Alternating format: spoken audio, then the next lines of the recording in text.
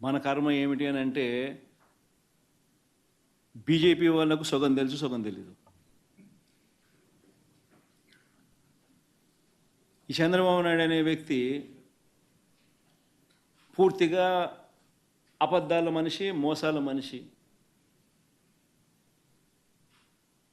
ఇవన్నీ నేను చెప్పినటివన్నీ వాస్తవాలు అయినప్పుడు టీటీడీ బోర్డులో కూడా ఇదే బీజేపీ పార్టీకి సంబంధించిన సీనియర్ మంత్రులకు సంబంధించిన రిప్రజెంటేటివ్స్ కూడా బోర్డులో సభ్యులుగా ఉన్నప్పుడు ఈ ప్రొసీజరు, ఈ ప్రాసెస్ అనేది వాళ్ళకి తెలియదా? కనుక్కోమని. తెలియకపోతే కనుక్కోమని చెప్పండి.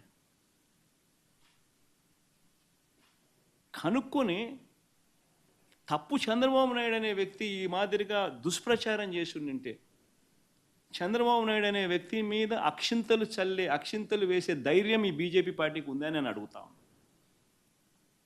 నిజంగానే వాళ్ళలో చిత్తశుద్ధి ఉంటే, నిజంగానే వాళ్ళ హిందువుల రిప్రజెంటేటివ్ కింద వాళ్ళు నిజంగానే సిన్సియర్గా, నిజంగా వాళ్ళ మనుషులు అయితే, సిన్సియర్ మనుషులు అయితే చంద్రబాబు నాయుడు తిట్టాలి, చంద్రబాబు నాయుడును అక్షింతలు వేయాలి.